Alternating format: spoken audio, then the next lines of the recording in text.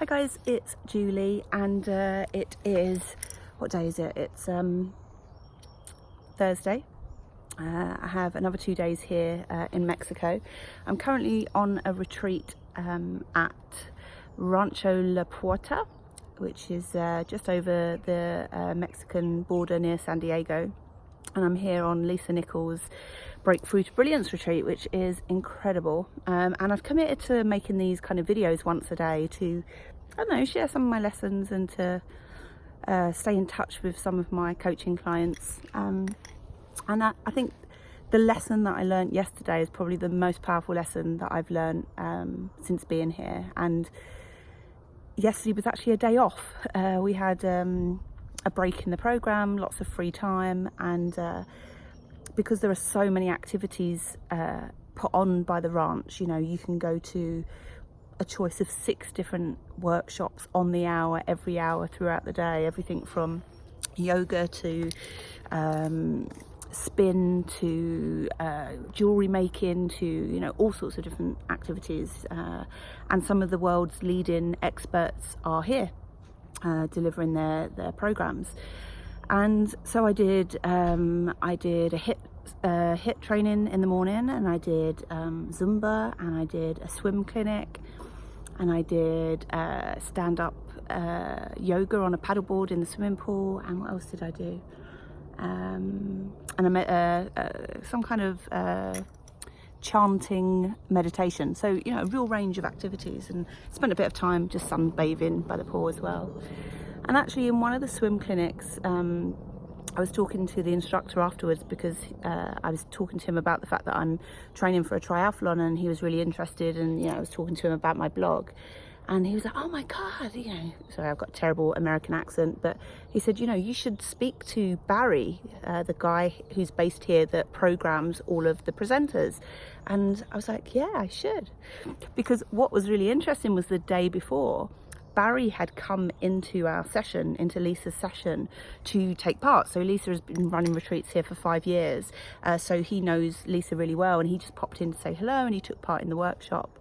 And there was an exercise where we were all in a big circle, and he was actually next to me, and I didn't get a chance to have a conversation with him, but we spent 45 minutes locked arms, and I was like, yeah, I really should speak to Barry. And then something really interesting happened. I went into the place that I go to sometimes when an opportunity presents itself, and I said, I'll do it when.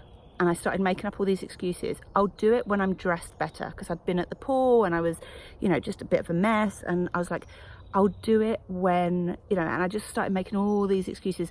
Oh, you know, maybe I'll do it when I get home. I'll send him an email and send all the links to my TEDx, and, you know, make it really professional. And then I was like, no, Julie, this is what you do all the time. You see an opportunity and you talk yourself out of it. So in the moment, in my flip-flops and sundress, I went into the concierge office, and I said, is it possible to speak to Barry? And the guy at the front desk called Barry and said, you know, there's a client here who'd like to have a word with you. And Barry came down to the lounge, and I spoke to him and just said, you know, I'd really like to tell you about, firstly I said, this is a beautiful place, the program is incredible. I said, I'd like to talk to you a little bit about what I do back home. And literally within the first 60 seconds of me explaining what I did, he was like, oh my God, I'd love to have you here. And I just went like, oh, and then we spent the next 20 to 30 minutes talking about all sorts of things. So yeah, he's invited me to come back in 2020 at some point to be a presenter on the program, and to do some run clinics, but also to do some stuff around mindset and setting big goals. And oh my God, how many times do we do that? How many times do we get like a lead or an opportunity present itself, and we don't take action in the moment, and then by the time we remember, or by the time we get the courage to do it, the moment's lost. And then it starts to feel weird and remote, and the energy from the opportunity has disappeared somehow. So I think that's going to be one of my lessons moving forward, is to strike while the iron's hot, to not fear judgment. Because that's what I was thinking. I was thinking, God, you know, here I am with my hair's a mess, I'm a little bit sunburned, I've got no makeup on, you know, I'm not presenting a professional appearance, if that makes sense. But Barry didn't judge me at all. You know, he knows what I'm here to do, and he knows I'm part of Lisa's program, and you know, and sometimes we overthink these things. So that's my message today, is to not overthink and to strike while the iron's hot, and to, I don't know, just to trust what people say. So if someone says to you, oh my God, you'd be really good for this thing, don't just think they're being kind. Don't just think, oh, they're just saying that. Because, you know, you never know what... Sorry, there's a bug.